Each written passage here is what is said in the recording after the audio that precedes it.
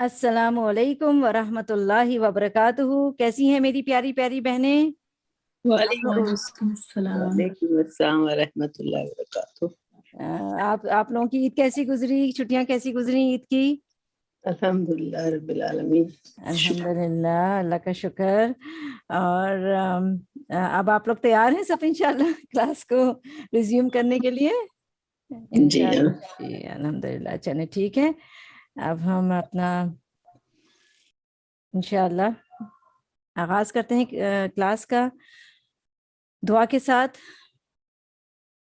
नहमदुहु व नसल्ली अला रसूलिहिल करीम फअम्मा बाद अऊज़ु बिल्लाहि मिनश शैतानिर रजीम बिस्मिल्लाहिर रहमानिर रहीम रब्बि इश्रह ली सदरी व यस्सिर ली अमरी वहलुल उक़दतम मिन लिसानी यफ़क़हू क़ौली अल्लाहुम्मा फ़क़िहना फ़िद्दीन आमीन या रब। तो हमने ये दुआ शुरू की थी नियत की खुलूस के लिए। आप लोग उम्मीद है कि छोटी सी दुआ है, आप लोगों को याद हो गई होगी। छोटी सी मतलब है, मुख्तसर सी दुआ है। अल्लाहुम्मा वफ़िक़नी लिमा तुहिब्बु व तर्दा। या अल्लाह मुझे तौफीक दे कि मैं वो अमल करूं जिससे तू मोहब्बत करता है और राजी हो जाता है। आमीन। अल्लाहुम्मा अहदिना व सद्दिदना। तो हम आप जानते हैं कि हमने शुरू किया था अपना ये नमाज का टॉपिक, और हम नबी सल्लल्लाहु अलैहि वसल्लम के तरीक़े पर नमाज पढ़ना सीख रहे हैं अल्हम्दुलिल्लाह।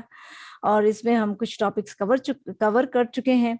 तो हम जो लास्ट कर रहे थे उसमें क़याम का टॉपिक हमारा चल रहा था, अगर आप लोगों को याद हो तो इंशाल्लाह हम थोड़ा सा जो रिव्यू है उसके हिसाब से लास्ट जो टॉपिक्स किए थे उसके थोड़ा सा हल्का सा रिव्यू करते हुए हम आगे चलेंगे इंशाल्लाह।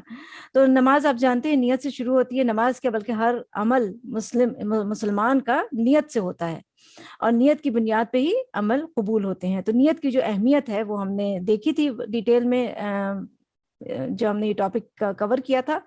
और उसमें जो एक बात हम बहुत इम्पोर्टेंट याद रखने की थी वो ये है कि नियत जो है वो उसके कोई अल्फाज नहीं होते जो कहे जाए सुन्नत से कोई हमें मिलता नहीं है इस तरह की चीज़, क्योंकि नियत दिल में की जाती है।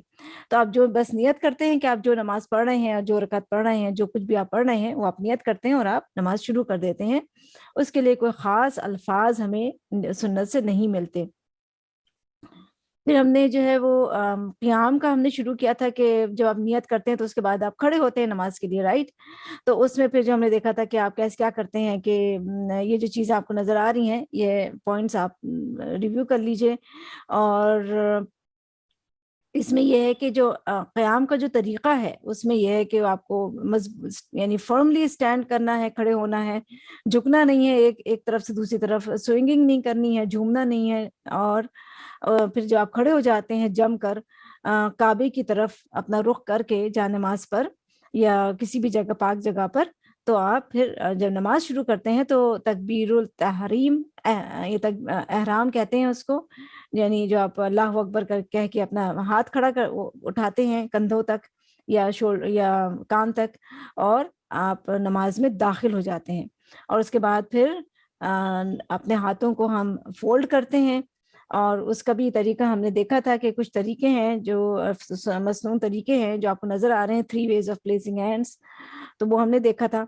और फिर आप जब ये कर लेते हैं तो फिर हम क्या करते हैं क़याम में कि जो शुरू होता है वो ये है कि दुआ इस्तिफ्ताह पढ़ते हैं। आप सब जानते हैं सुबहानक अल्लाहुम्मा बहुत कॉमन दुआ है। इसके अलावा और भी मसनून दुआएं हैं जो हमने आपसे चैनल में अपने शेयर की थी। तो मुख्तलिफ दुआएं पढ़ें ताकि आपकी नमाज में बहुत खूबसूरती आए और उसमें खुशू आए, और एक कनेक्शन इंशाअल्लाह उससे बनता है नमाज में हमारा। उसके बाद आप तावुज़ पढ़ते हैं, यानी आउज़ बिल्लाह पढ़ते हैं आप।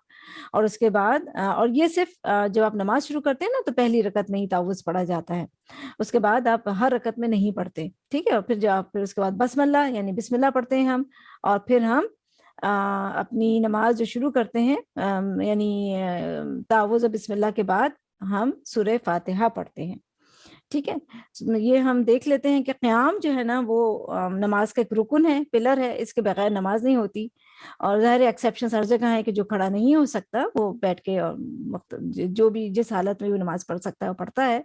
لیکن جو قدرت رکھتا ہے کھڑے ہونے کی تو اس کے لیے نماز کھڑے ہو کے پڑھنا فرض ہے، ٹھیک ہے نا. اور تو رکن اسی کو کہتے ہیں. اچھا، اب سورہ فاتحہ قیام میں پڑھنا یہ بھی ایک پلر ہے نماز کا، اس کے بغیر نماز مکمل نہیں ہوتی. ٹھیک ہے، اب آپ کو سورہ فاتحہ کی جو فضیلت ہے وہ تو آپ یعنی تفسیر میں بھی ہم نے پڑھا تھا، جانا تھا.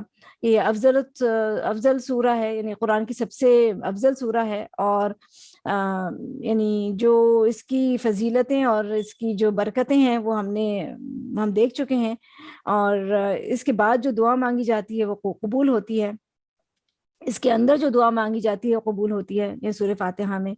اور کیسے پڑھنا ہے اس کو؟ وہ یہ ہے کہ ہر آیت جیسے آپ کہیں گے الحمدللہ رب العالمین، تو اس کے بعد آپ تھوڑا سا پاز کریں گے. ٹھیک ہے، یہ ہے مسنون طریقہ. یہ نہیں ہے کہ ایک ریل گاڑی شروع ہو گئی وہ بسم اللہ سے اور پھر وہ آمین پہ ہی ختم ہوئی اور کچھ پتہ نہیں چلا کہ بیچ میں آپ نے کہیں پہ بھی آپ نے سانس نہیں لی اور رکے نہیں. تو یہ پاز ہر آیت کے بعد لینا یہ سنت ہے. ٹھیک ہے، یہ سنت ہے. اور یہ ہم نے دیکھا تھا کہ سورہ فاتحہ جو ہے ایک بندے اور رب کے درمیان کنورسیشن ہے. تو ایسا تو ہم نے یہ بھی دیکھا تھا کہ ہر آیت جو آپ سورہ فاتحہ پڑھتے ہیں اس کے بعد اللہ سبحانہ و تعالیٰ اس کا جواب دیتے ہیں. تو اگر ہم پاز نہیں کریں گے تو کہاں سے جواب ملے گا ہمیں، ہے نا؟ یہ بھی ایک آپ سوچنے کی بات ہے. تو اسپیشلی ویسے تو قرآن کی ہر آیت کو پڑھنے میں بیچ میں اس کو پاز لینا چاہیے، ہمیں تھوڑا رکنا چاہیے. لیکن سورہ فاتحہ میں خاص طور سے جب آپ نماز میں پڑھ رہے ہیں تو اسپیسیفکلی یعنی اس بات کا خیال رکھیں کہ ہر آیت کے بعد تھوڑا پاز کریں تاکہ جو اللہ تعالیٰ اس کا جواب دیتے ہیں ہم اس کو پانے کے بھی مستحق بن سکیں. ٹھیک ہے، پھر سورہ فاتحہ جب ہم کمپلیٹ کرتے ہیں تو اس کے بعد آمین کہنا بھی ضروری ہے، کیونکہ اس کے اندر جو ہم نے دعا مانگی ہے، اتنی عظیم دعا ہم نے مانگی ہے، تو اس کو ہم پھر مکمل بھی کرنا چاہتے ہیں کہ اللہ اس کو قبول فرما. اور اس کے بارے میں سورہ فاتحہ کے بارے میں دیکھ لیتے ہیں کہ سورہ فاتحہ ہر ایک کو پڑھنا ہے. ٹھیک ہے، چاہے وہ امام ہے، چاہے وہ امام کے پیچھے پڑھنے والا مقتدی ہے، چاہے آپ الگ یعنی اکیلے پڑھ رہے ہیں، چاہے آپ جماعت میں پڑھ رہے ہیں، چاہے وہ فرض صلاح ہے، فرض نماز ہے یا سنت نماز ہے یا عید کی نماز ہے، جنازہ، یعنی کسی بھی نماز میں آپ ہم سورہ فاتحہ پڑھتے ہیں اور وہ جو کہ ایک رکن ہے، پڑھنا ضروری ہے، اس کے بغیر نماز نہیں ہوتی، وہ رکعت نہیں ہوتی، تو اس کو پڑھنا ہر ایک کے لیے لازم ہے. اب آپ جماعت میں یا امام کے پیچھے پڑھیں گے تو امام تو باواز پڑھے گا جو جہری نمازیں اس میں، ٹھیک ہے نا، سری نمازوں میں تو نہیں پڑھے گا بلند آواز سے، لیکن جہری نمازوں میں پڑھے گا.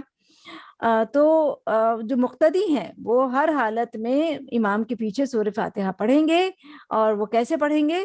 وہ کوائٹلی پڑھیں گے. کوائٹلی سے مطلب یہ نہیں ہے کہ آپ دل میں پڑھ رہے ہیں، کوائٹلی سے مطلب ہے کہ آپ بغیر آواز کے اپنے اس کو ادا کریں گے. جیسے ہم کہتے ہیں نا کہ ماؤتھنگ اٹ یا انڈر یور بریتھ، یہ فریزز یوز ہوتے ہیں انگلش میں کہ آپ پورا ادا کر رہے ہیں اپنے منہ سے، آپ کی زبان ہر چیز ہل رہی ہے، آپ اس کو پڑھ رہے ہیں لیکن آواز نہیں نکل رہی ہے آپ کی. ٹھیک ہے نا، تو کیونکہ اس سے پھر ڈسٹرب ہوتے ہیں لوگ، تو یہ پڑھنا ضروری ہے. اور اس کے بعد جب امام کا سورہ فاتحہ کے اختتام پہ آمین کہنا ضروری ہے کہ وہ باواز بلند آمین کہے اگر وہ جہری نماز ہے، کیونکہ جب وہ آمین کہتا ہے اور اس کے پیچھے پھر مقتدیوں کا بھی امام آمین کہنا یعنی ایک سنت سے ثابت ہے کہ اگر ایسا کہتے ہیں تو پھر جس کی آمین، کیونکہ فرشتے بھی آمین کہتے ہیں اس پہ، جب امام آمین کہتا ہے تو فرشتے بھی آمین کہتے ہیں، اور جس کی آمین فرشتوں کی آمین سے مل جاتی ہے اس کی دعائیں قبول ہو جاتی ہیں، اس کے گناہ معاف ہو جاتے ہیں. اتنی فضیلت ہے اس کی نا،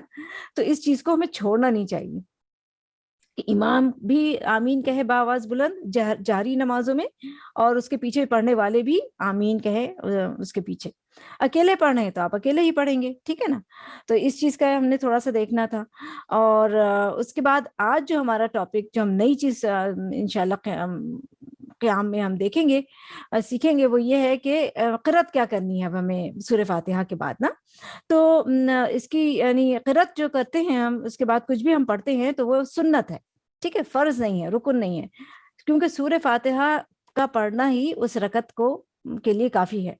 یعنی کسی کو اگر سورہ فاتحہ کے علاوہ کچھ بھی یاد نہیں تو وہ نماز اس کی ہو جاتی ہے اور وہ اس کی رکعت ہو جاتی ہے، یعنی کمپلیٹ فرض ادا ہو گیا اس رکعت کا، ٹھیک ہے، نماز کا.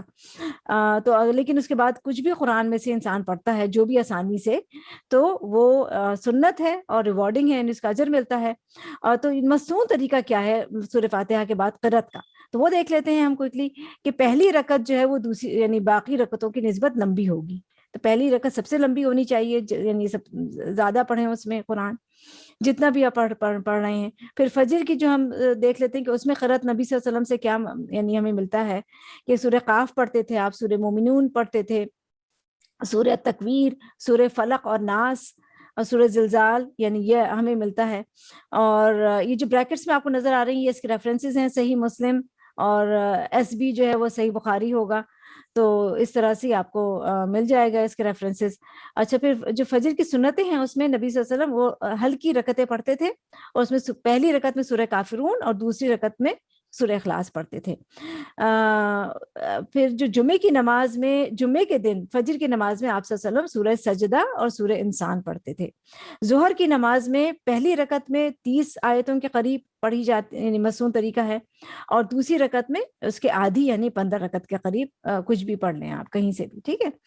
اس کے بعد عصر کی نماز میں ہم دیکھتے ہیں کہ 15 رکعتیں پڑھی پہلی رکعت میں 15 آیتیں اور دوسری رکعت میں اس کے آدھی, مطلب 7 یا 8 آیتیں, یعنی کہ یہ اندازاً اس طرح سے پڑھی جاتا ہے. یہ رکعتوں کی یعنی قرأتوں کی مقدار بتائی جا رہی ہے جو کہ نبی صلی اللہ علیہ وسلم اندازاً اس طرح سے پڑھا کرتے تھے. پھر ظہر اور عصر کی نماز میں نبی صلی اللہ علیہ وسلم سورہ بروج, سورہ طارق یا اس جیسی سملر صورتیں پڑھتے تھے. اور یہ جو 4 رکعتیں ہیں جن نمازوں میں, ان میں پہلی 2 رکعتوں میں یعنی اس کے بعد سورہ فاتحہ کے بعد کوئی بھی قرأت کرنا مسنون ہے, اور تمام رکعتوں میں بھی آپ یعنی کوئی بھی قرأت کر سکتے ہیں سورہ فاتحہ کے بعد. ضروری نہیں ہے مطلب کہ آپ خالی سورہ فاتحہ پڑھیں, صرف سورہ فاتحہ بھی پڑھ سکتے ہیں آخر کی 2 رکعتوں میں, اور اس سورہ فاتحہ کے بعد کوئی سورت یا کوئی بھی یعنی آیات پڑھی جا سکتی ہیں, اس میں آپ کے پاس چوائس ہے. پھر مغرب کی نماز میں سورہ طور پڑھتے تھے نبی صلی اللہ علیہ وسلم, سورہ المرسلات پڑھی آپ نے, آپ صلی اللہ علیہ وسلم نے سورہ آراف پڑھی, اور ان کو آپ رکعتوں کے درمیان میں تقسیم کر لیتے تھے ان آیتوں کو. یہ بڑی صورتیں نا تھوڑی سی, تو یہ کرتے تھے آپ. اور پھر عشاء کی نماز میں پہلی جو 2 رکعتیں آپ لمبی پڑھتے تھے, پھر اور سورہ 3 بھی ملتی ہے کہ آپ عشاء کی نمازیں پڑھتے تھے, سورہ شمس, سورہ اعلیٰ, سورہ لیل, سورہ علق, العلق یعنی یہ سب ہمیں ملتا ہے, سورہ انشقاق. تو اس طرح کی صورتیں آپ پڑھتے تھے عشاء کی نماز میں. تو یہ مسنون ہے, ان میں سے زیادہ تر صورتیں ہمیں آتی ہیں. تو اگر ہم یہ نوٹ کر لیں کہ کون کون سی صورتیں آپ صلی اللہ علیہ وسلم کن نمازوں میں اور کن رکعتوں میں پڑھتے تھے, تو ہماری نماز کا اجر اور زیادہ بڑھ جائے گا. تو یہ ریوارڈنگ چیز ہے کرنے کی, ٹھیک ہے.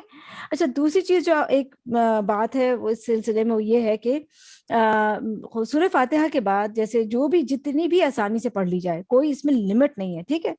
یہ ساری چیزیں ریوارڈنگ ہیں.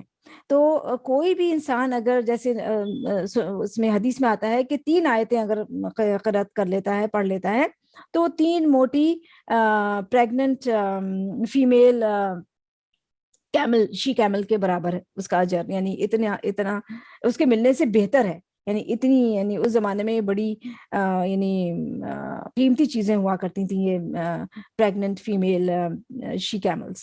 تو اس کا اجر جیسے اس کے حساب سے ہے. تو یہ لیکن ضروری نہیں ہے, ٹھیک ہے نا. یہ اس بات کو یاد رکھیں, یہ اجر کی بات ہو رہی ہے یہاں پہ. نماز میں 10 آیات کی قرأت کرنے والے کے لیے اجر کا ایسا خزانہ لکھ دیا جاتا ہے جو دنیا اور جو کچھ دنیا کے اندر موجود ہے ان سے بہتر ہے. اور تو 10 آیات کی قرأت کرنا غفلت سے نکلنے کا بھی ذریعہ ہے. 100 آیات کی قرأت کرنے والے کو فرما برداروں میں لکھ لیا جاتا ہے, اوبیڈینٹ پیپل میں لکھ لیا جاتا ہے. اور 1000 آیات کی تلاوت کرنے والے کو بے انتہا ثواب جمع کرنے والوں میں لکھ دیا جاتا ہے. تو یہ سب یعنی یہ ریوارڈنگ, اس کا ریوارڈ ہے کہ جو بھی سورہ فاتحہ کے بعد قرأت کی جائے, ٹھیک ہے. اب ہم جلدی سے یہ دیکھ لیتے ہیں کہ جو قرأت ہے وہ کب یعنی شارٹ کی جا سکتی ہے. جو جیسے کسی کو کھانسی آ جائے نماز کے دوران, تو وہ اپنے یعنی وہیں پہ ہی پھر اس کو اپنے قرأت کو ختم کر کے وہ آگے نماز بڑھا لے. کوئی اولڈ ہے, سکھ ہے, بیمار ہے, کوئی بچہ رو رہا ہے, فرض کرے کوئی امام نماز پڑھا رہا ہے یا آپ خود نماز پڑھ رہے ہیں, بچہ رو رہا ہے, تو آپ اپنی نماز کو, اپنی قرأت کو سورہ فاتحہ کے بعد کی جو قرأت ہے اس کو آپ مختصر کر سکتی ہیں تاکہ آپ اپنے نماز کو جلدی کمپلیٹ کر لیں. اسی طرح سے جو ٹریولنگ کر رہے ہوتے ہیں سفر کے دوران نماز کو مختصر کرنا یعنی جائز ہے. اس طرح جماعت میں اب جو امام پڑھا رہا ہوتا ہے تو اس کو چاہیے کہ وہ بہت لمبی نماز نہ پڑھائے، کیونکہ اس کے پیچھے جو مقتدی ہیں ان میں سے بوڑھے بھی ہو سکتے ہیں، کمزور بھی ہو سکتے ہیں، بچے بھی ہو سکتے ہیں، بیمار بھی ہو سکتے ہیں. تو اس لیے اس کو لمبی نمازیں نہیں پڑھانی چاہیے تاکہ لوگوں پہ بوجھ نہ پڑنے. ٹھیک ہے. پھر اب ہم یہ دیکھتے ہیں، ایک سوال یہ آتا ہے کہ کیا ہمیں کسی آرڈر میں پڑھنی چاہیے صورتیں؟ جو ہم سورہ فاتحہ کی بات پڑھتے ہیں تو ہمیں سنت سے پتہ چلتا ہے کہ آپ صلی اللہ علیہ وسلم کسی آرڈر میں، کسی ترتیب میں نہیں پڑھتے تھے. کوئی بھی صورت کسی بھی رکعت میں آپ پڑھ سکتے ہیں، آپ کو آرڈر کا، ترتیب کا خیال رکھنے کی ضرورت نہیں ہے. پھر یہ ہے کہ ہمیں اکثر یہ مسئلہ ہوتا ہے کہ ہمیں ڈسٹربنس ہو جاتی ہے نماز میں، ہم بھول جاتے ہیں، ہمارا دھیان بڑھ جاتا ہے. تو اس کے لیے ہمیں بتایا گیا کہ ایک شیطان ہے، اس کا نام یعنی خاص ایک شیطان ہے جس کا نام خنزب ہے. وہ اسی ڈیوٹی پر ہے کہ وہ نماز میں جو نمازی ہے اس کو وہ ڈسٹرب کرے، اس کے مائنڈ میں اس کے ذہن کو یعنی ڈسٹرب کرے، اس کی سوچیں، مختلف تھاٹس اس کے اندر لانا اور اس کو بھلا دے وہ نماز میں کیا پڑھ رہا تھا.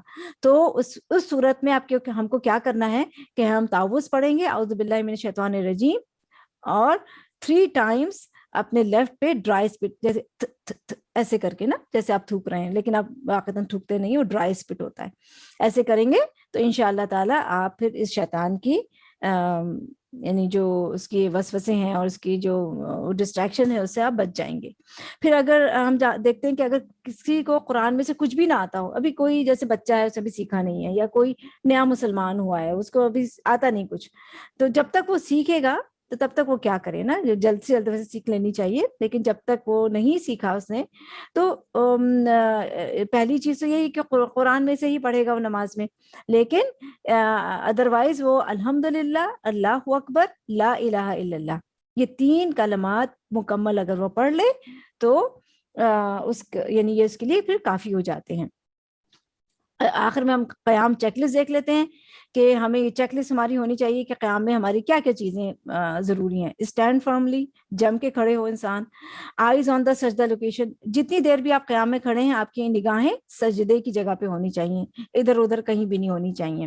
پھر جب ہم قیام میں کھڑے ہوتے ہیں تو ہم جو ہے نا وہ اللہ اکبر کہتے ہوئے جب نماز داخل ہوتے ہیں تو اپنے ہاتھوں کو، یعنی اس کو رفع یدین کہتے ہیں، وہ ہم اٹھاتے ہیں، یہ ہونا چاہیے. اور پھر رائٹ ہینڈ کو لیفٹ ہینڈ کے اوپر ہمیں جو ہے وہ رکھنا ہوتا ہے، پکڑنا ہوتا ہے. اس کی جو 3 طریقے ہیں وہ بھی ہم نے دیکھے تھے. تو جن کوئی بہنیں اگر فرسٹ ٹائم کلاس میں آئی ہیں تو وہ انشاءاللہ پچھلی جو کلاس کی ریکارڈنگز ہیں ان سے وہ جا کے سن سکتی ہیں. پھر استفتاح، دعا استفتاح پڑھنی ہے ہم نے سب سے پہلے، پھر تعوذ پڑھنا ہے، بسم اللہ پڑھنا ہے، سورہ فاتحہ پڑھنا ہے. ٹھیک ہے. تو ان سب میں سورہ فاتحہ کا پڑھنا فرض ہے، رکن ہے. یہ آپ ہر ایک نے مسٹ پڑھنا ہے. ٹھیک ہے. اس کے علاوہ نماز، اس کے بغیر نماز نہیں ہے. باقی ساری چیزیں آپ کی سورہ فاتحہ پڑھیں گے تو تعوذ بسم اللہ بھی پڑھیں گے، رائٹ، اس کے ساتھ. لیکن سورہ دعا استفتاح اور اینی ادر سورہ اور ریسائٹیشن فرام قرآن از مسنون. if you pray it, if you say it, recite it, اجر ملے گا. اور اگر نہیں پڑھیں گے تو نماز ہو جاتی ہے، فرض آپ کا ادا ہو جاتا ہے. ٹھیک ہے. تو الحمدللہ یہ ہمارا سیشن کمپلیٹ ہوا. اب میں سسٹر سعدیہ سے ریکویسٹ کروں گی کہ وہ اپنا تجوید کے سیشن کا آغاز کریں. جزاک اللہ خیر سسٹر سعدیہ. السلام علیکم ورحمۃ اللہ وبرکاتہ. وعلیکم السلام ورحمۃ اللہ وبرکاتہ. کیسے ہیں آپ سب لوگ؟ کیسے گزرا آپ کا بریک، عید؟ آئی ہوپ سب اچھا رہا ہوگا. اللہ تعالیٰ آپ سب کو ساتھ خوشیوں کے، ساتھ ایمان کے جو ہے اپنی زندگی گزارنے کی توفیق دے. میں آپ سے امید کرتی ہوں کہ سب نے اپنی پریکٹس کی ہوگی، کہ اپنی سارے لیسنس کو ریویو کرنے کا بہترین ٹائم تھا، بہترین موقع تھا. تو انشاءاللہ اپنا سیشن شروع کرتے ہیں. رب اشرح لی صدری ویسر لی امری واحلل عقدۃ من لسانی یفقہوا قولی ربی زدنی علما. اچھا، تو ہم لوگ دیکھ رہے تھے اپنے لیسن میں، ہم صفات کر رہے تھے. ہم نے دیکھی تھی صفات کی 2 قسمیں، صفات لازمہ اور صفات متضادہ اور غیر متضادہ. تو اس میں ہم نے پچھلی دیکھا تھا، ہم نے ہمس دیکھ لیا تھا، ہمس کا اپوزٹ جہار دیکھا تھا، پھر اس کے بعد ہم نے جو ہے شدہ دیکھا تھا، شدہ کا اپوزٹ رخاوہ، اور ان بٹوین توسط تھا. تو اب آج ہم اس کی تھرڈ کیٹیگری دیکھیں گے، تھرڈ کیریکٹرسٹک الاستعالہ، اور اس کا اپوزٹ ہم دیکھیں گے استفال. تو الاستعالہ کیا ہے؟ الاستعلاء کے لغوی معنی ہے بلند ہونا، مینس ایلیویشن. ایلیویٹ کرنا کسی چیز کو، یعنی کہ بلند کرنا، اس کو اوپر اٹھانا. تو ان حروف کو ادا کرتے وقت زبان اوپر اٹھتی ہے، زبان کی جڑ تالو کی جانب اٹھتی ہے، جس کی وجہ سے زبان آپ کو موٹی ہو جاتی ہے تو حروف بھی موٹے ادا کیے جاتے ہیں. تو جب ہم اپنی زبان کو ایلیویٹ کرتے ہیں تو پریشر ہوتا ہے. پریشر کی وجہ سے جب یہ 7 لیٹرز ہیں، جو 7 letters are undergoing this pressure, تو، خا، صاد، ضاد، غین، طا اینڈ قاف، ان حروف کو مستعلیہ حروف بھی کہتے ہیں. اور کبھی اگر آپ استعلا اور تفخیم جو ہے سیم، کچھ لوگ اس کو اگر تفخیم کہیں بھی، تفخیم بھی کہا جاتا ہے اس صفت کو. استعلا the same thing as تفخیم، یعنی کہ مخفم لیٹرز جو پڑھے جاتے ہیں، جو always ہیوی پڑھے جاتے ہیں، always مخفم پڑھے جاتے ہیں.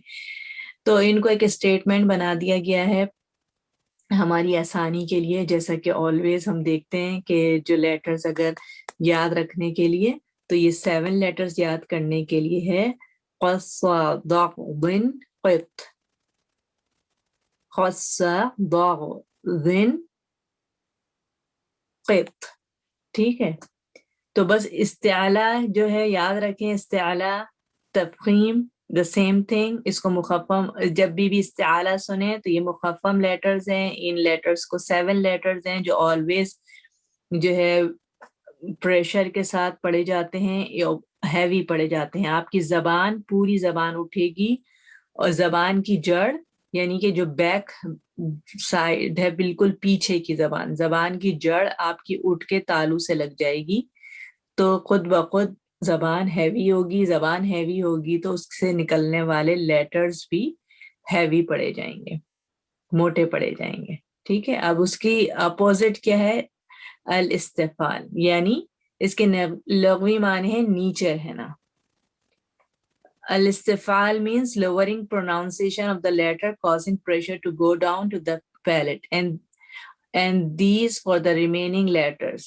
جو 22 letters باقی بچتے ہیں، جو ہم نے پہلے ابھی کہا کہ 7 letters ہم نے کہا کہ heavy letters ہیں، مخفم پڑھے جاتے ہیں، وہ استعلا جن کو مستعلیہ بھی کہتے ہیں. اس کے علاوہ بچنے والے 22 لیٹرز جتنے ہیں وہ استفعال میں آتے ہیں. ان لیٹرز کو مستفلا کہتے ہیں.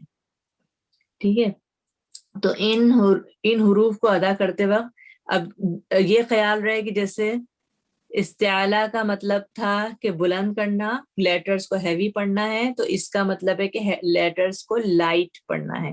جب زبان نیچے رہے گی، زبان کی جڑ ہم نہیں اٹھائیں گے، زبان نیچے رہے گی، تو ڈیفینیٹلی زبان ہیوی نہیں ہوگی. اور جب زبان ہم اٹھا کے نہیں پڑھیں گے تو حروف خود بخود لائٹ پڑے جائیں گے. تو یہ لائٹ لیٹرز ہیں. اس صفت کو ترقیق بھی کہتے ہیں.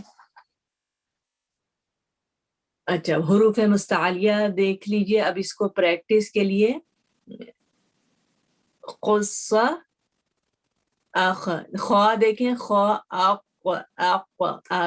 زبان اٹھ رہی ہے، زبان کا بیک تالو سے ٹکرا رہا ہے. بالکل زبان کی جڑ پوری اٹھے گی اور اٹھ کر جو ہے تالو کی جانب جائے گی. اور آپ دیکھیں کہ اس کی وجہ سے زبان کی یہ ہیوینس کو فیل کریں. یہ جو دکھ رہا ہے نا، زبان اوپر سے اٹھ رہی ہے اور ہیوی ہو رہی ہے. جب زبان ہیوی ہوگی تو خود بخود لیٹرز ہیوی نکلیں گے. آق، آق، آق، یہ ہے اس کا فرسٹ ہے اخ، اخ، اوس، اوض، اوغ، آط، آق، آو. ٹھیک ہے، تو بس اب اس کی دیکھ لیجئے، اس سے اگر آپ کو سمجھ میں آئے الاستعلا کی یہ ہے زبان اٹھ رہی ہے اور لیٹرز کو ہیوی بنا رہی ہے، جبکہ استفال میں جو ہے اک اک جو ہے یہ لائٹ لیٹر ہے، کاف جو ہے لائٹ لیٹر ہے، اور یہ قاف جو ہے وہ ہیوی لیٹر ہے. پیچھے زبان پوری جڑ سے ٹکرائے گی اور پورا آپ کی زبان موٹی ہوگی اور لیٹرز ہیوی ہو کے نکلیں گے. تو بس اب اس کی پریکٹس کیجئے گا اپنے لیسن میں جو بھی ہم پڑھیں. تو اب یہ دیکھ لیجئے کیریکٹرسٹک ہم نے ہمس دیکھ لیا ہے، ہمس کا اپوزٹ جہر ہے. شدہ ہم نے دیکھ لیا تھا، شدہ کا اپوزٹ رخاوہ ہے اور ان بیٹوین توسط ہے. آج ہم نے دیکھ لیا استعالہ اور اس کا اپوزٹ استفال. یہ تھوڑا سا سوئچ ہو گیا ہے ادھر، حالانکہ میں نے ابھی لاسٹ منٹ پہ کوشش کی تھی اس کو. تو بہرحال کیریکٹرسٹک الاستعلا ہے اور اس کا اپوزٹ الاستفال ہے. ٹھیک ہے، انشاءاللہ اپنی اس میں یاد رکھیے، پریکٹس کرتے رہیے اور ایسا ہی چارٹ بنا لیجئے اپنے پاس بھی، تاکہ آپ کے پاس ساری صفات ایک جگہ ہوں اور جیسے جیسے ہم آگے جاتے جائیں آپ کے پاس جو کچھ بھی آپ نے پڑھا ہو وہ آپ کے پاس ان ریٹرن موجود ہو، تاکہ کبھی بھی دیکھنا ہو آپ بس کھولیں اپنی نوٹ بک اور دیکھ لیں کہ کیا پڑھا تھا اور اس کو کس طریقے سے اپنی ریسائٹیشن میں آپ کو کیسے آپ اس کو اپلائی کریں گی. تو پھر اب ہم آ جاتے ہیں اپنے آج کے لیسن کی طرف. تو آج کے لیسن میں ہماری آیت ہے سورۃ البقرہ آیہ 188 سے 190. آپ لوگ بھی دیکھ لیجئے. اعوذ باللہ من الشیطان الرجیم، بسم اللہ الرحمن الرحیم. وَلَا تَأْكُلُوا أَمْوَالَكُمْ بَيْنَكُمْ بِالْبَاطِلِ وَتُدْلُوا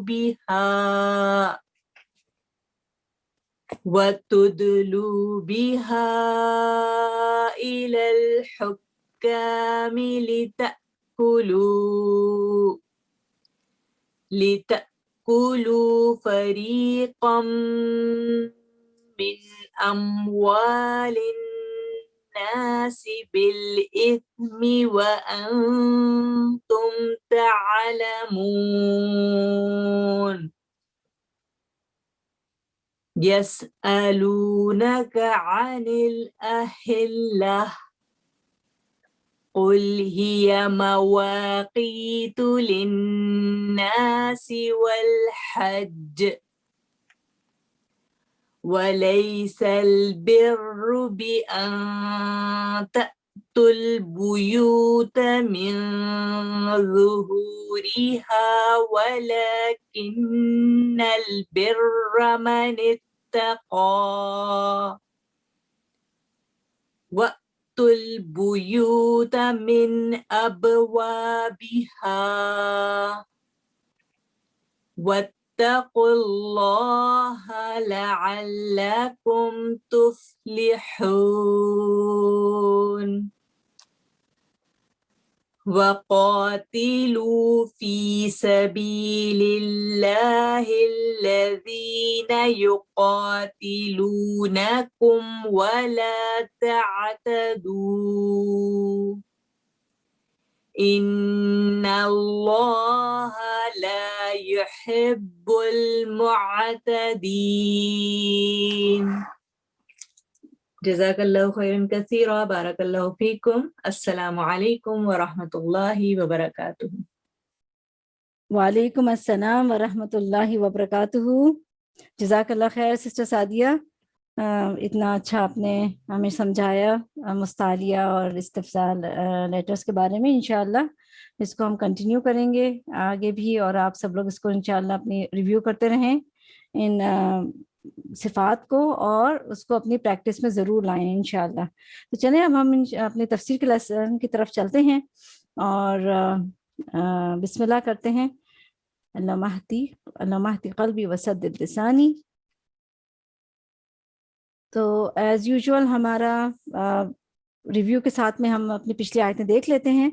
तो ये जो आयत हमने देखी थी, व इज़ा सअलका इबादी अन्नी फ़इन्नी क़रीब, सुभान अल्लाह, इतनी खूबसूरत ये आयत है कि और इतनी यानी होप दिलाने वाली आयत है। आप ये देखें कि नबी अल्लाह सुभान ताला नबी सल्लल्लाहु अलैहि वसल्लम से फरमा रहे हैं कि जब आपसे मेरे बंदे मेरे बारे में पूछें तो उनसे कहिए कि मैं करीब हूँ, मैं तो करीब ही हूँ उनके, और मैं उनकी दुआओं का जवाब देता हूँ वो जब भी मुझे पुकारें। आप देखिए यहाँ पे कोई कंडीशन नहीं बताई कि कोई बहुत मोमिन हो, मोहसिन हो, उसकी कोई क्वालिटी नहीं बताई गई।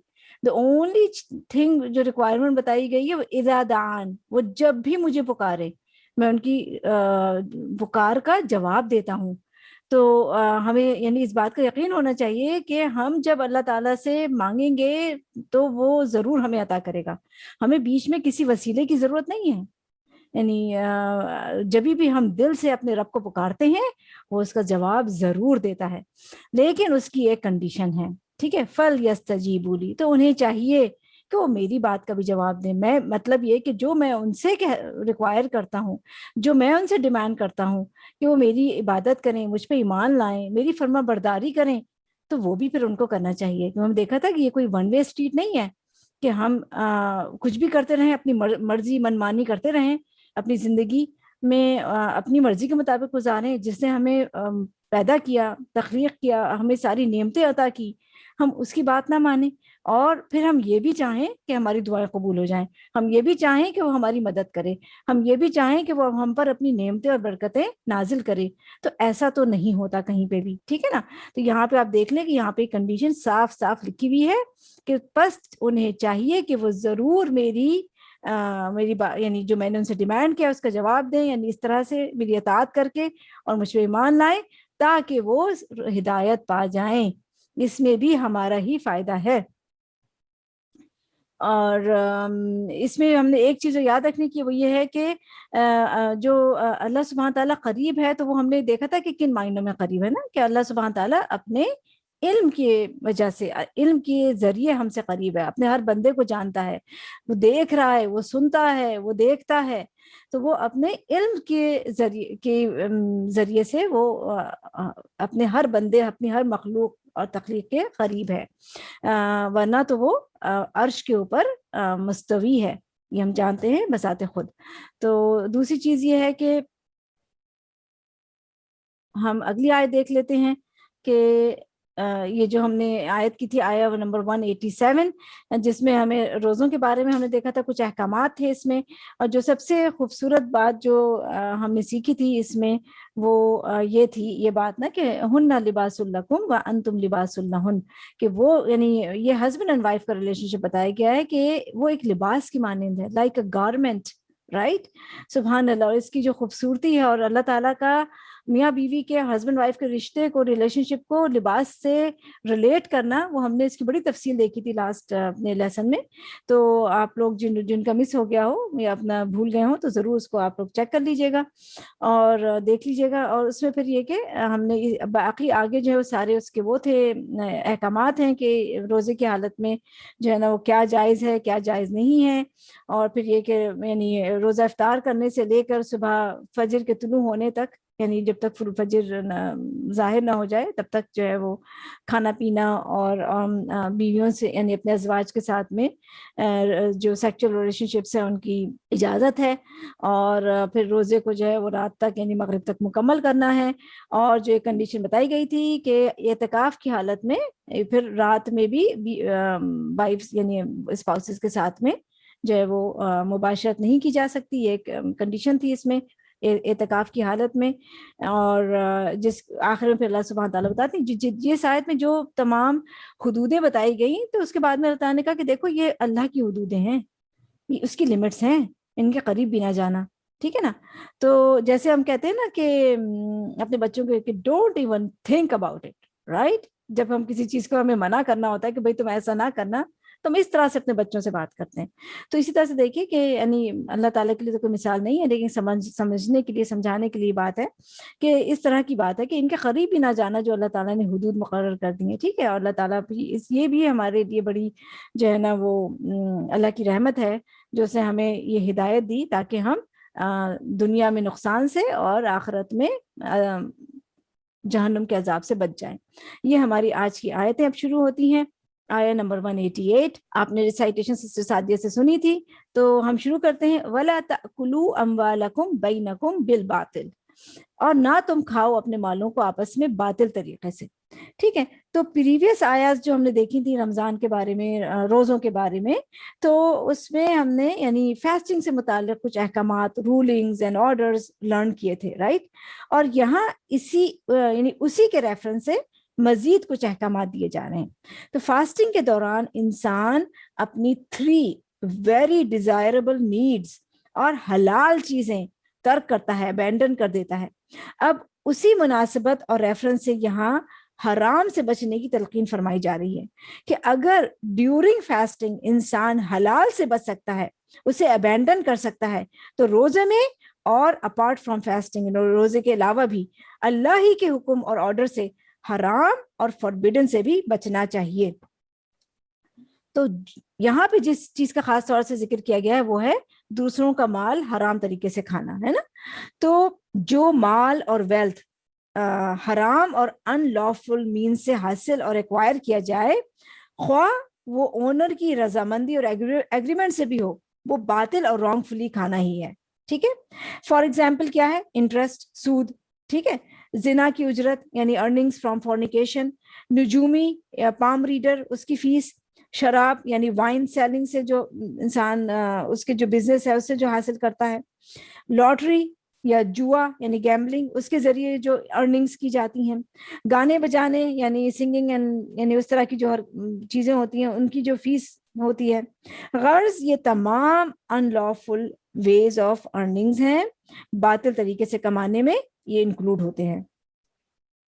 تو اس آیت کا پریویس آیت سے کنیکشن اس طرح ہے کہ فاسٹنگ کی آیات یعنی وہ خاص اسپیسیفک تھنگس کو اسپیسیفک ٹائمز میں حرام ٹھہرایا گیا تھا ان آیات میں، اور اس آیت میں اس عام چیز کو اس کی حرمت یعنی اس کے ان لافل ہونے کو اس کے زمانے یعنی ٹائم پیریڈ اور مقام یعنی پلیس میں حرام کیا گیا ہے.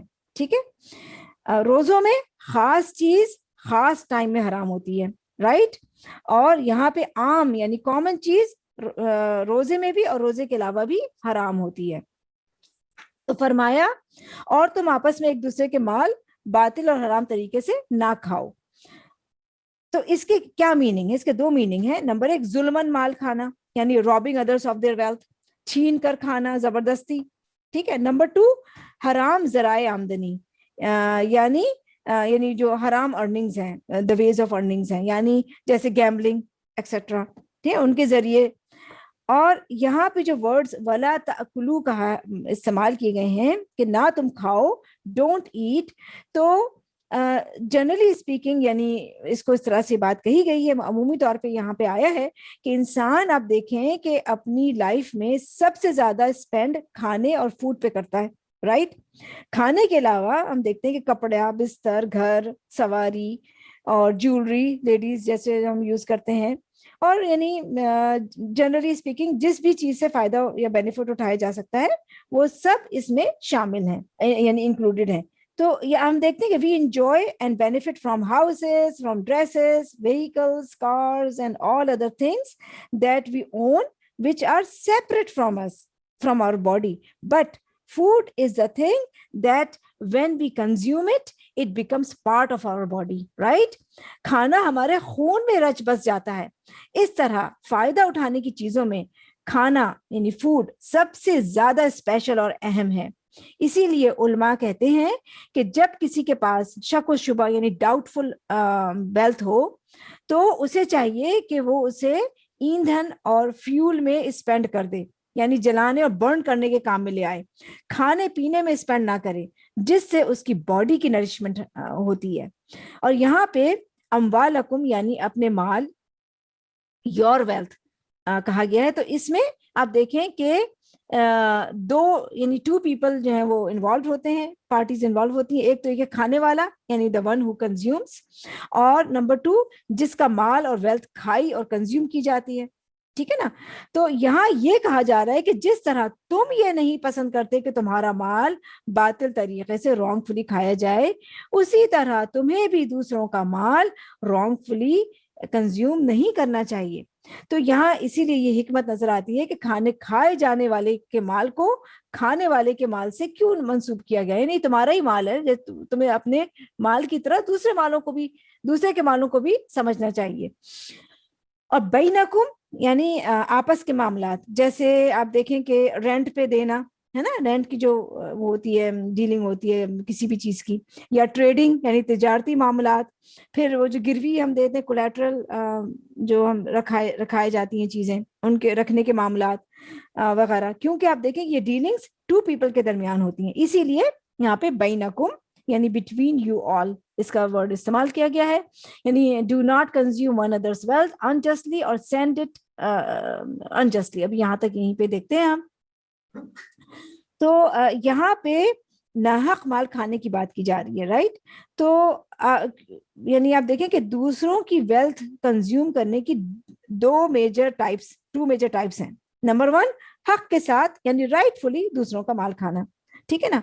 तो वो उसकी क्या मिसाल है, जैसे वालिदैन अपने बच्चों के माल में से खा सकते हैं, उनका हक है, तो ये राइटफुली और ये यानी जायज है ऑफ कोर्स। और इसी तरह से जैसे स्पाउसेस एक दूसरे का यानी वेल्थ से फायदा उठा लेते हैं, बीवी खाती है अपने शौहर के माल से, तो ये सब बच्चे, तो इस तरह से ये इनका सब ये जायज होता है, ये राइटफुली वो कंज्यूम करना है, इसमें कोई गुनाह की बात नहीं। नंबर टू, जो गलत है और जो हराम है वो क्या है, बातिल तरीके से रॉन्गफुली माल खाना, यानी consuming others wealth wrongfully, unjustly, that is forbidden and haram। तो नाहक माल खाने और कंज्यूम यानी wrongfully wealth कंज्यूम करने की few examples ये हो सकती हैं, जैसे गसब करके खाना किसी का माल, स्टील करके, चोरी की, अमानत में खयानत यानी ब्रीच द ट्रस्ट, उधार ली हुई चीज जो किसी से हम बोरो करते हैं उसे रिटर्न ना करना या उसमें कमी करके देना वगैरह वगैरह, और वो मुआवजा और अर्निंग यानी लेन देन जो डीलिंग्स जो सूद और इंटरेस्ट पे हो। इसी तरह से गैम्बलिंग के जरिए हासिल किया जाने वाला माल भी बातिल तरीके में शामिल होगा। और तिजारत और ट्रेडिंग में धोखा यानी ट्रिकरी करना, मिलावट यानी स्किमिंग के जरिए आपने ट्रेडिंग की और उससे आपने जो अर्न किया हुआ माल है वो भी इसमें शामिल हो जाता है। इसी तरह लेबर से जो है वो मजदूरों से काम लेना और उनको पे ना करना, या वाइस वर्सा के मजदूर जो है वो अपनी उजरत तो ले ले मगर अपना काम कंप्लीट ना करे, ठीक है ना, ये भी हराम खाना है। और हराम खाने में इन लोगों का ज़कात, चैरिटी, औकाफ जो वक्फ होते हैं और वसीयतों यानी लिविंग विल का माल खाना, ये भी इंक्लूडेड है। जो इस वेल्थ को डिजर्व नहीं करते वो खाएं उसको, या वो मुस्तहक और डिजर्विंग तो थे मगर अपने हक से ज्यादा वसूल कर लिया, राइट। समटाइम पीपल गेट ज़कात मनी यानी while they do not qualify for ज़कात, राइट। और इसी तरह से वसीयत का माल भी और दूसरी चीजें भी, सदका वगैरह भी, कि वो डिजर्व नहीं करते थे लेकिन फिर भी उन्होंने उसको हासिल कर लिया। तो ये तमाम सिचुएशंस बातिल तरीके यानी रॉन्गफुली माल खाने में इंक्लूडेड हैं। इवन दो कि उसमें जब डिस्प्यूट भी हो जाए और वो झगड़ा और डिस्प्यूट शरई कोर्ट में चला जाए और वो फरीक और पार्टी जो माल यानी वेल्थ को रॉन्गफुली कंज्यूम खाना चाहता था, वो ऐसी दलील और प्रूफ पेश करे जो उसका राइटफुल ओनर है, असली हकदार है, उसकी दलील और प्रूफ पर गालिब आ जाती है, वो उसको रिफ्यूट कर देती है और जज उस फॉल्स प्रूफ की बेस पर रॉन्ग डिसीजन कर देता है, तो इवन ये कि गलत आदमी यानी रॉन्ग पर्सन के फेवर में डिसीजन हो चुका हो, इसके बावजूद स्टिल वो माल हराम और बातिल ही होगा उस पर्सन के लिए, क्योंकि वो उसका असल हकदार राइटफुल ओनर नहीं था।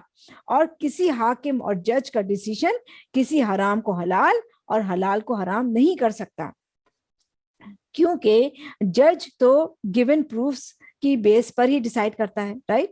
ورنہ معاملات کی جو ریئل فیکٹس ہیں وہ اپنی جگہ پہ موجود ہوتے ہیں. اس لیے رانگ فلی مال کو ایکوائر کرنے والے کے لیے جج کے ڈیسیشن میں کوئی خوشی یا اس مال کے حرام ہونے میں کوئی ڈاؤٹ اور کوئی راحت اور کمفرٹ نہیں ہے. تو اس کے بعد فرمایا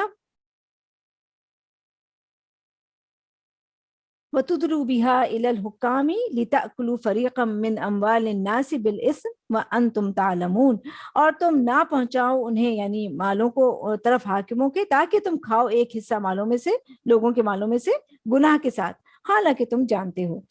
You send it یعنی bribery to the rulers in order to get in order that they might help you to consume a portion of the wealth of the people with sin. While you know it, yani you know that it's unlawful, right? Yani the wealth that you couldn't get your hands on, you use authority to get it by bribing them. حکاموں کو رشوت اور bribe دے کر اپنے fever میں فیصلہ کروا لینا، یعنی آپ دیکھیں کہ یہ ہمارے کلچر میں یعنی کتنا یعنی کامن ہے نا ہماری سوسائٹی میں، کہ جج یا پیپل آف اتھارٹی کو ہیوی برائب دے کر کیس کو اپنے فیور میں کروا لیتے ہیں اور پھر کیس کو ون کر لیا جاتا ہے. تو جو حق تم پر بنتا تھا کسی کو دینے کا، اس کو ڈینائی کر کے، جھوٹے وٹنس یعنی فالس وٹنسز کو پیش کر کے، برائب دے کر تم لوگوں کا مال غصب کر لیتے ہو، ایکوائر کر لیتے ہو. وَأَنْتُمْ تَعْلَمُونَ، اور تم جانتے ہو، you know it، کہ یہ دوسرے لوگوں کا مال ہے، اور تم جانتے ہو کہ دوسروں کا مال انجسٹلی کھانا گناہ کا کام ہے. You knowingly consume and acquire others' wealth by using wrong means. So it is a greater sin than unknowingly doing it by mistake. جب کسی کو پتا نہ ہو کہ یہ دوسرے کی چیز ہے اور وہ غلطی سے کھا لے، تو یہ کم بڑی غلطی ہے بنسبت اس کے جو جانتے بوجھتے ایسا کریں. نبی صلی اللہ علیہ وسلم نے فرمایا کسی شخص کے لیے اپنے کسی بھائی کا مال ناحق لینا یعنی رانگ فلی لینا جائز نہیں، کیونکہ اللہ نے ایک مسلمان کا مال دوسرے مسلمان پر حرام قرار دیا ہے. یعنی کسی کی کوئی چیز اس کی پرمیشن کے بغیر لینا الاؤڈ نہیں ہے. نبی صلی اللہ علیہ وسلم نے فرمایا تم میں سے کوئی شخص اپنے بھائی کی کوئی چیز ہرگز نہ لے، نہ مذاق میں اور نہ ہی حقیقت میں یا ریالٹی میں. اسی طرح کسی کی لاسٹ یعنی گمشدہ چیز کو بھی استعمال نہیں کرنا چاہیے کہ آپ کو پڑی ملی اور آپ نے استعمال کر دیا اس کو. حرام کمانے والے کی بڑی سے بڑی نیکی بھی ثواب کے اس کو ثواب کے بجائے گناہ ملتا ہے. استغفر اللہ. ظلمن کسی کی پراپرٹی کو دبانا وہ بھی اللہ کی ناراضگی والے کاموں میں سے ہے، اور آپ یہ دیکھیں کہ کتنا کامن ہے نا یہ ہمارے کلچر میں. اسی طرح کسی کی ناحق کوئی چیز لے لینا وہ بھی جہنم کی پنشمنٹ کا ریزن بن سکتا ہے. حدیث کے مطابق کسی مسلمان کا ناحق رانگ فلی ایک لقمہ، ایون ون بائٹ اور ایون ون ٹائم بھی اسے کھایا ہو تو اللہ اسے اتنا ہی جہنم کا کھانا اور فوڈ کھلائیں گے. استغفر اللہ. اور جس نے کسی مسلمان کا ناحق کپڑا پہنا، کلودنگ اور یا ڈریس پہنا، اللہ اس کے بقدر جہنم کا کپڑا اسے پہنائیں گے. اور جو کوئی کسی مسلمان کے ساتھ دکھلاوے کی جگہ پر، شو آف کی جگہ پہ کھڑا ہوگا تو اللہ بھی اسے قیامت کے دن اس شو آف والے مقام پہ کھڑا کرے گا.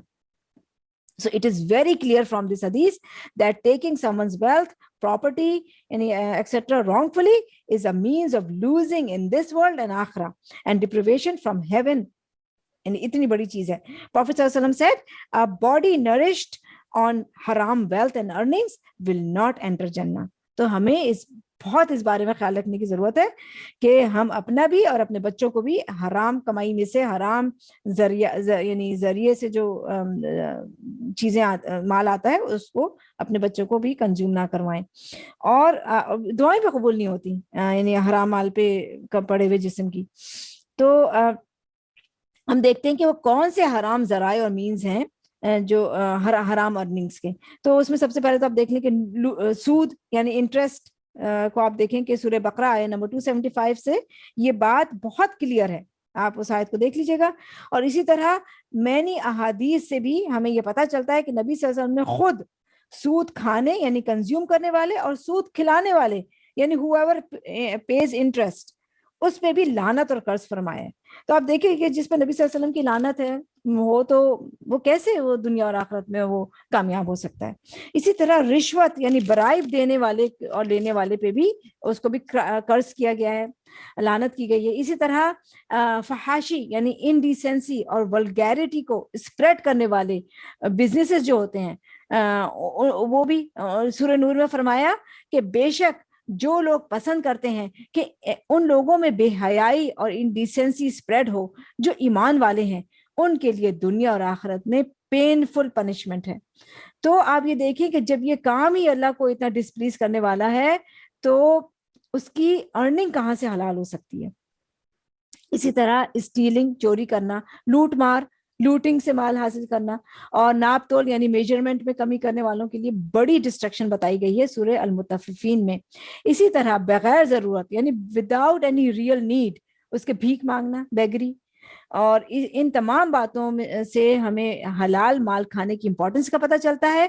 और तो हमें तमाम बातिल तरीकों से यानी जो गलत तरीके हैं, रॉन्गफुल मीन्स हैं, उनको कंप्लीटली अवॉइड करना चाहिए, क्योंकि उसमें इस इंसान का लॉस ही लॉस है। अब हम अगली आयत को देख लेते हैं,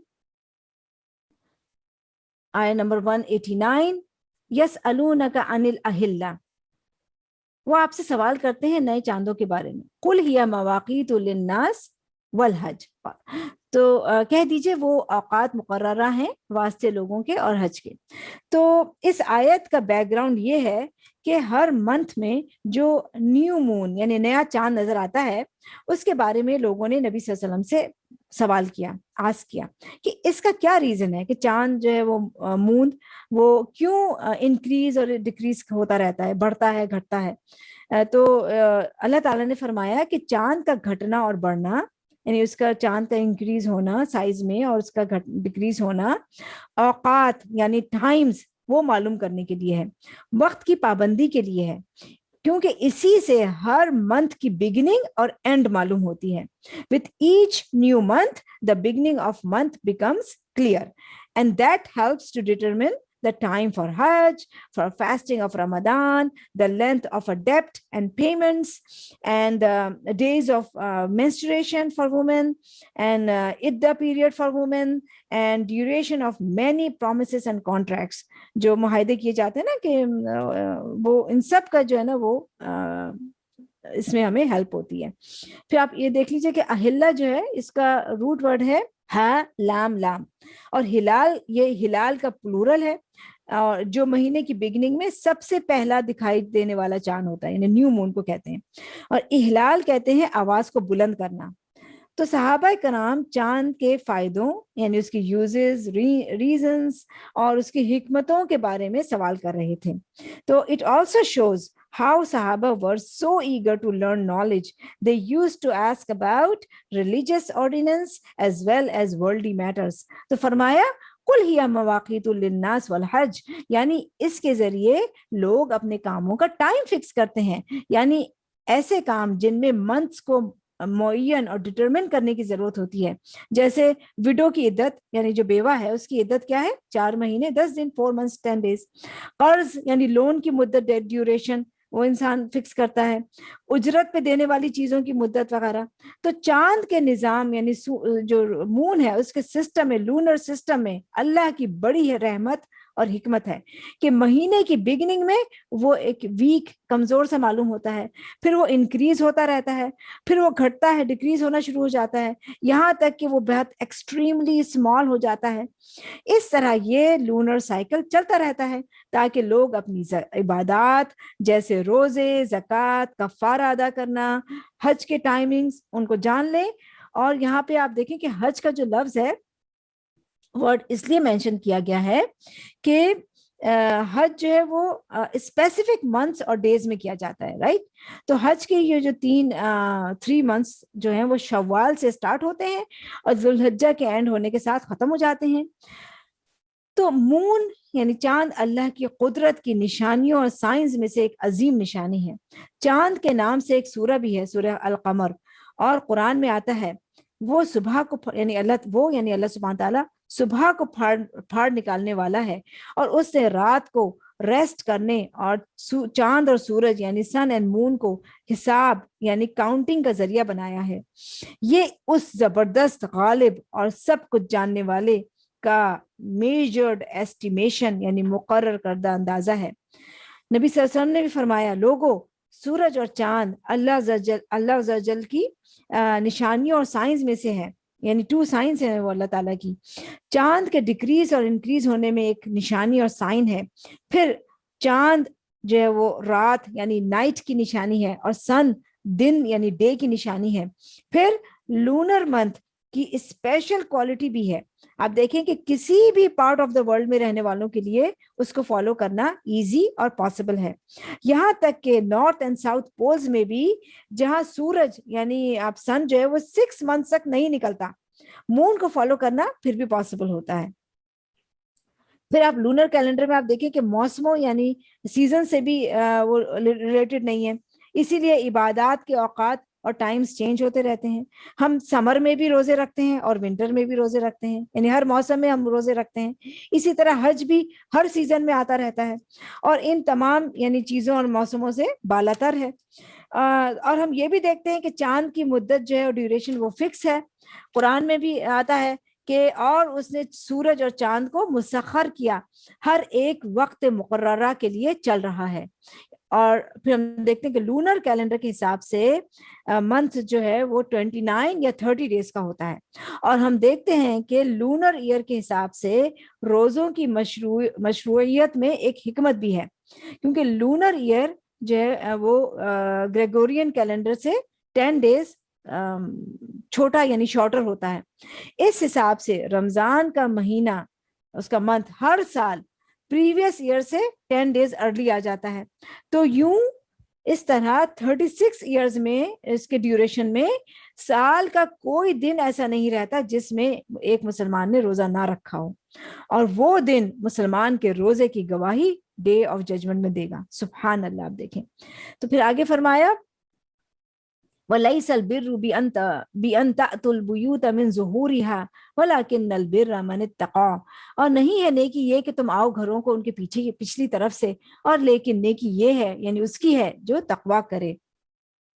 وَأْتُوا الْبُيُوتَ مِنْ أَبْوَابِهَا، اور آؤ تم گھروں کو ان کے دروازوں سے۔ ٹھیک ہے، تو اب اس کو دیکھتے ہیں کہ اس آیت کا بیک گراؤنڈ یہ ہے کہ پری اسلامک ایرا میں قریش نے اپنے لیے ایک سپیریورٹی کے طور پہ اپنا نام حمص رکھا تھا، اور حج و عمرے کا احرام پہننے کے بعد یہ تو ڈائریکٹلی سامنے سے اپنے گھروں میں واپس آ سکتے تھے، مگر ریسٹ آف دا پیپل سیدھے راستے سے یعنی فرنٹ ڈور سے نہیں آ سکتے تھے اپنے گھروں کو، بلکہ وہ اپنے گھروں کے بیک سائڈ سے یعنی اس کی پش کی جانب سے آتے، اور یہ کنسیڈر کرتے کہ گھروں کے سامنے سے آنے سے ان کا احرام ختم ہو جائے گا، اس لیے ضروری ہے کہ وہ بیک سائڈ یعنی اس کے وال کو پھیلان کر آئیں، گھروں میں آئیں، تاکہ گھروں کی جو روف ہے انہیں کور نہ کریں۔ یعنی ایک احمقانہ کانسیپٹ تھا ان کا۔ بہرحال تو وہ یہ عقیدہ رکھتے تھے کہ ایسا کرنا اللہ کے تقرب اور گریٹ ریوارڈ کا سبب بنتا ہے، لیکن یہاں پہ اللہ تعالیٰ نے اپنے فرمان کے ساتھ ان کے اس عمل اور عقیدے کو نگیٹ کیا ہے کہ نیکی یہ نہیں کہ تم اپنے گھروں میں بیک سائڈ یعنی سے آؤ۔ تو ظہر کو دیکھیے کہ ظہر جو ہے نا وہ بیک کو کہتے ہیں، کیونکہ اس میں یعنی آپ دیکھیے کہ بیک سائڈ سے آنے کیوں نہ ہو، کیونکہ اس میں ہارڈ شپ ہے، حماقت ہے اور حکمت کی مخالفت ہے، تو یہ کام رائچیسنس کے اگینسٹ ہے۔ اور آگے فرمایا کہ نیکی تو اس کی ہے جو تقوی اختیار کرے، یعنی جو اللہ سے ڈرتا ہو اس کی نیکی ہے۔ اور پھر نیکی یہ ہے کہ تم اپنے ہاؤسز میں ان کے سامنے کے ڈور سے انٹر ہو۔ تو اس آیت سے ہمیں یہ پتہ چلتا ہے، یہ بات پتہ چلتی ہے کہ معاملات یعنی میٹرز آف لائف میں آسانی اور ایز والا راستہ اختیار کرنا چاہیے۔ اپنے کام اور ٹاسک کو پورا کرنے کے لیے ہمیں یعنی جو پراپر طریقہ ہے اس کو استعمال کرنا چاہیے، اور امر بالمعروف اور نہی عن المنکر یعنی نیکی کا حکم دینا اور برائی سے روکنے والے کا فریضہ انجام دینے والے کو بھی کائنڈنس اور ایسی حکمت عملی سے کام لینا چاہیے جس سے اس کا مقصد اور گول پورا ہو جائے، اس میں وہ سختی نہ کرے بلا وجہ کی۔ اسی طرح ٹیچر اور اسٹوڈنٹ کو بھی، یعنی دونوں کو چاہیے کہ وہ اپنے گول کو اچیو کرنے کے لیے کلوزسٹ اور ایزیسٹ وے اختیار کریں، ٹھیک ہے۔ So any person who intends to do something should choose the right and proper way of doing it، اور ہمیشہ اسی اصول کو فالو کریں تو اللہ کی مدد سے ضرور جو ہے وہ اپنے مقصد کو پا لیں گے۔ تو ہمیں یہ بات یاد رکھنی چاہیے کہ اللہ کی اوبیڈینس اللہ کے بتائے ہوئے طریقے پہ ہی کرنی چاہیے، جیسا کہ ذکر آپ دیکھتے ہیں کہ یعنی ریمیمبرنس آف اللہ ہے، ذکر کے بارے میں اللہ قرآن میں آتا ہے فَاذْكُرُوا اللَّهَ كَمَا عَلَّمَكُمْ، اللہ کا ذکر اسی طریقے سے کرو جیسے اس نے تمہیں سکھایا ہے۔ اور ایک اور جگہ پہ آتا ہے وَاذْكُرُوهُ كَمَا هَدَاكُمْ، یعنی remember Allah as he has guided and taught you، یعنی نبی صلی اللہ علیہ وسلم نے فرمایا کہ آگاہ رہو، یعنی نو دیٹ بے شک میں تم میں دو بھاری چیزیں چھوڑ کے جا رہا ہوں، ان میں سے ایک اللہ عز و جل کی کتاب ہے اور وہ اللہ کی رسی اور روپ ہے، جو اس کی اتباع کرے گا وہ ہدایت اور گائیڈنس پہ رہے گا، اور جو اسے لیو کر دے گا وہ مس گائیڈڈ ہو جائے گا۔ تو اللہ کی رضامندی اور پلیجر اس کی ہدایت کو فالو کرنے سے ملتی ہے۔ غیر مشروط طریقے سے عبادت کرنا بدعت کہلاتا ہے۔ تو اپنی مرضی کے طریقے سے عبادت ہمیں نہیں کرنی چاہیے، بلکہ اللہ اور اس کے رسول کے بتائے ہوئے طریقے پہ کرنی چاہیے، اور ہر کام سیدھے طریقے سے یعنی in right and proper way کرنا چاہیے۔ اور آگے فرمائے وَاتَّقُوا اللَّهَ لَعَلَّكُمْ تُفْلِحُونَ، یعنی تقوی اختیار کرو، جس میں آپ دیکھیں کہ انسان اللہ کی رضا والے کام کرتا ہے اور اللہ کو ڈسپلیز کرنے والے کاموں کو اوائڈ کرتا ہے۔ اور یہ تقوی ایسی چیز ہے جس سے انسان دنیا اور آخرت میں سکسیس حاصل کرتا ہے۔ تو اس آیت کا جو انگلش ٹرانسلیشن دیکھ لیتے ہیں کہ دے آسک یو او محمد صلی اللہ علیہ وسلم about the crescent moon, say they are measurement of time for the people and for Hajj yani pilgrimage, and it is not righteousness to enter houses from the back, but righteousness is in the one who fears Allah and enter houses from their doors and fear Allah that you may succeed۔ تو اب ہم اگلی آیت دیکھ لیتے ہیں، آیت number 190، وَقَاتِلُوا فِي سَبِيلِ اللَّهِ الَّذِينَ يُقَاتِلُونَكُمْ وَلَا تَعْتَدُوا، اور جنگ کرو اللہ کے راستے میں ان سے جو جنگ کرتے ہیں تم سے، اور نہ تم زیادتی کرو۔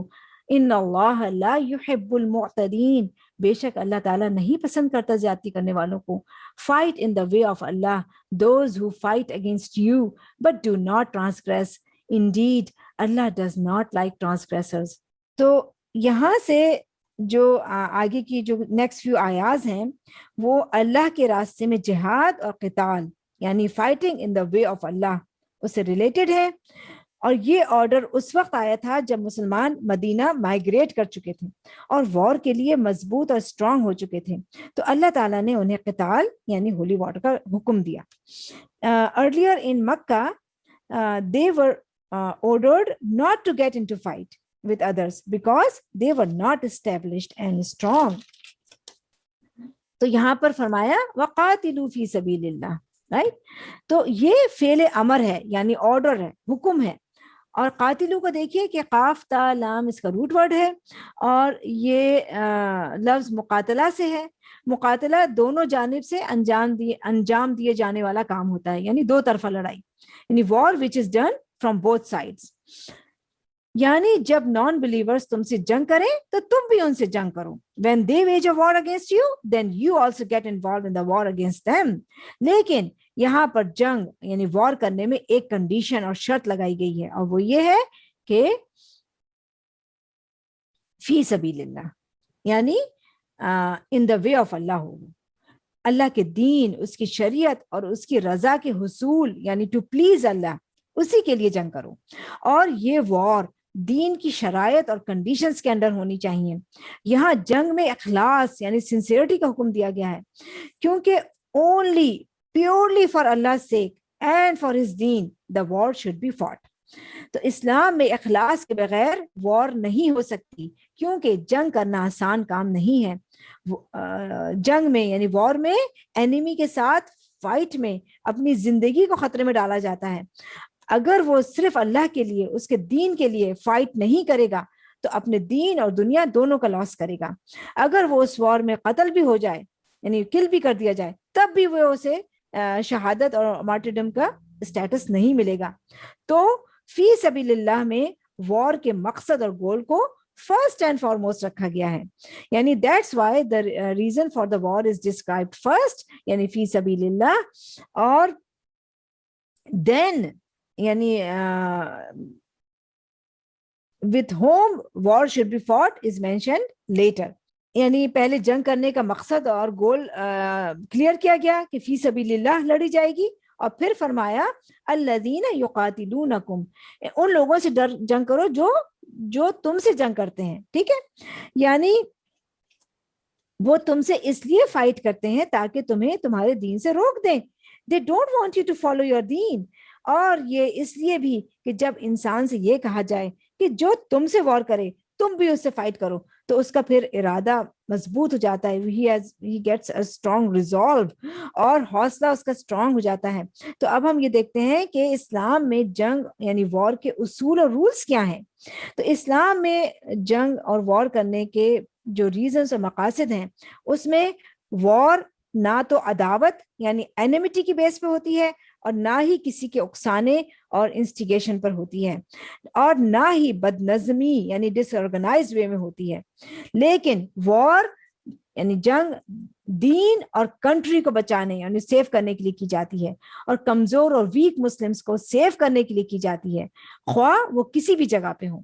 تو اسلام میں وار کرنے کی دو ہی جائز یعنی ٹو اونلی ویلڈ ریزنز ہو سکتی ہیں. نمبر 1, اپنی جان اور دین کے دفاع کے لیے, یعنی to defend one's own life and the دین.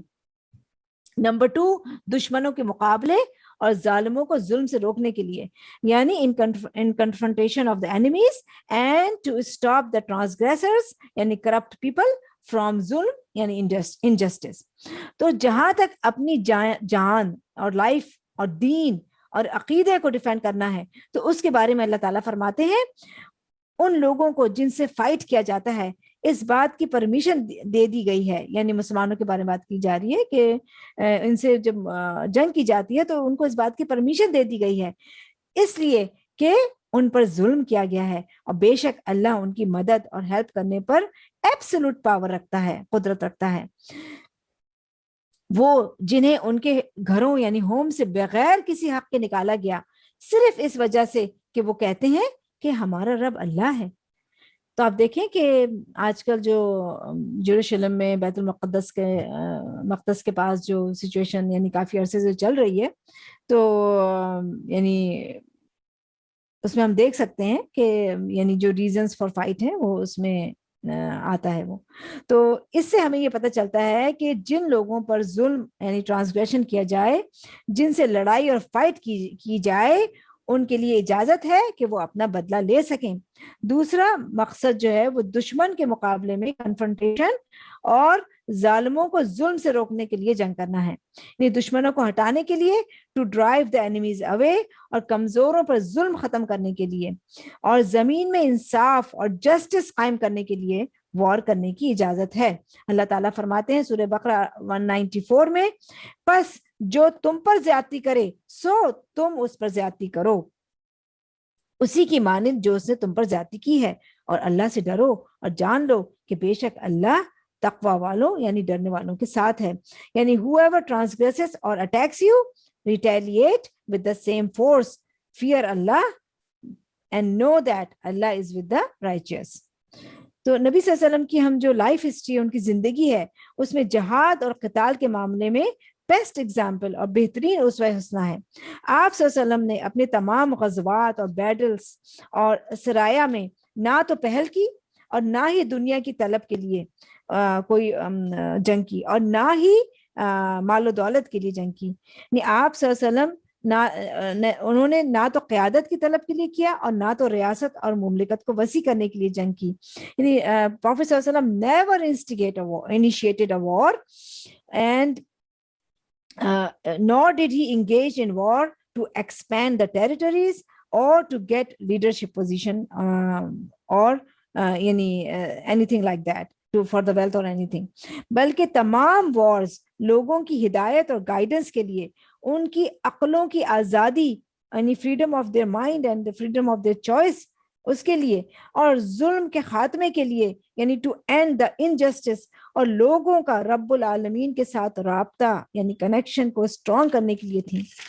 تو ان میں ہم دیکھتے ہیں کہ ان جنگوں میں پاک دامنی اور شرافت یعنی ڈیسنسی اینڈ آنر اور اس کے اعلیٰ اسلوب کو اختیار کیا گیا. بس ان چیزوں نے غزوات کو اور وارز کو انٹرنیشنل ڈیلنگز اور معاملات کے لیے ایک ایگزامپل بنا دیا. پھر اسی طرح اللہ تعالیٰ کے دین کی سربلندی کے لیے یعنی to fight for the cause of establishing the deen of Allah, اس کے بارے میں آتا ہے کہ رسول اللہ صلی اللہ علیہ وسلم سے ایک ایسے پرسن کے بارے میں کوسچن کیا گیا جو شجاعت اور بریوری کے لیے فائٹ کرتا ہے، اور وہ کوئی جیسے ان میں سے کوئی نیشنل پیٹریوٹزم کے لیے فائٹ کرتا ہے، کوئی شو آف کرنے کے لیے لڑتا ہے. تو ان میں سے اللہ کی راہ میں لڑنے والا کون ہے؟ تو نبی صلی اللہ علیہ وسلم نے فرمایا کہ جو شخص اس لیے لڑا کہ اللہ کا کلمہ سب سے بلند ہو تو وہی اللہ کے لیے لڑنے والا ہے.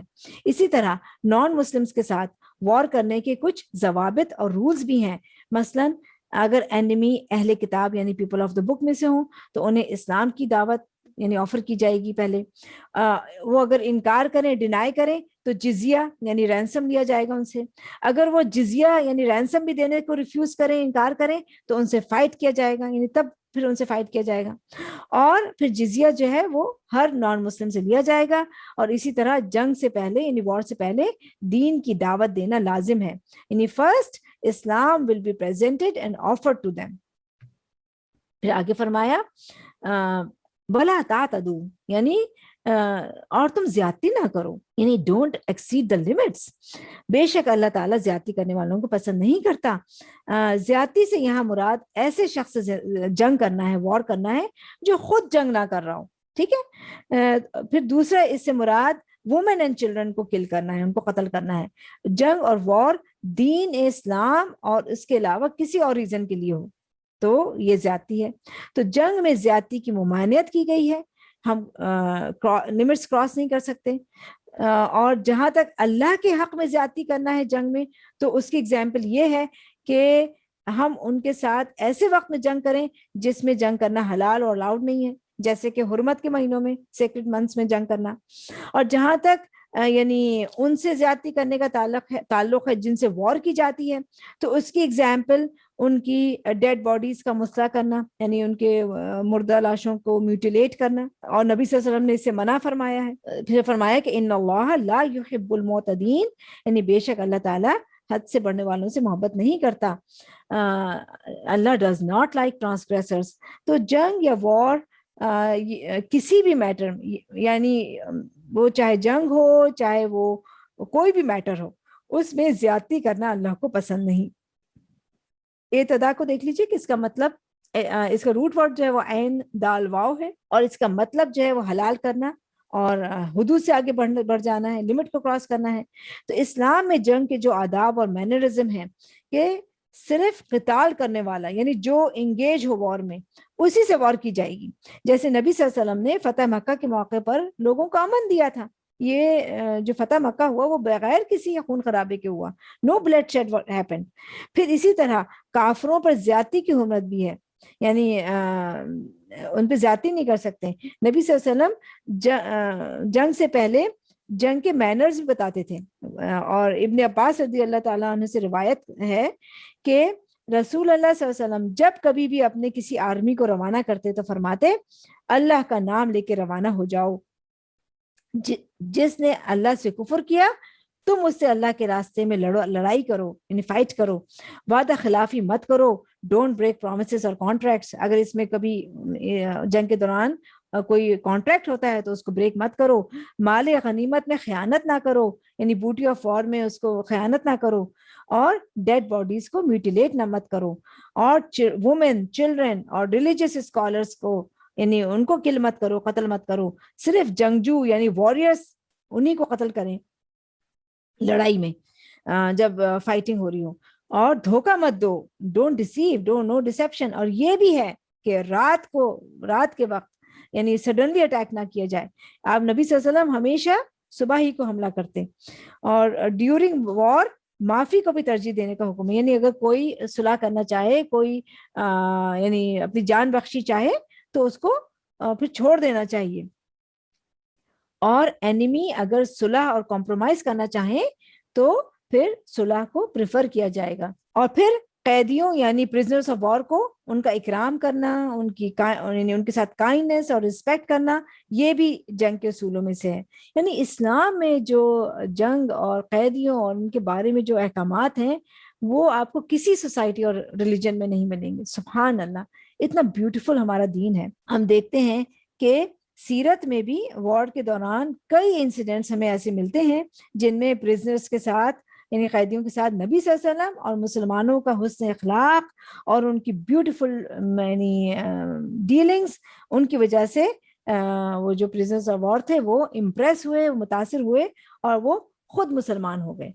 तो अल्हम्दुलिल्लाह हमारे आज का जो लेसन है वो यहाँ पे कंप्लीट होता है। ये जो क़िताल की और जो आयतें हैं अभी जंग की, ये इंशाल्लाह कंटिन्यू करेंगे हम नेक्स्ट टाइम। तो इंशाल्लाह अब हम इसको जो आज की आयतें हैं इनसे हम अपने एक्शन पॉइंट्स यानी अमल की बातें देख लेते हैं।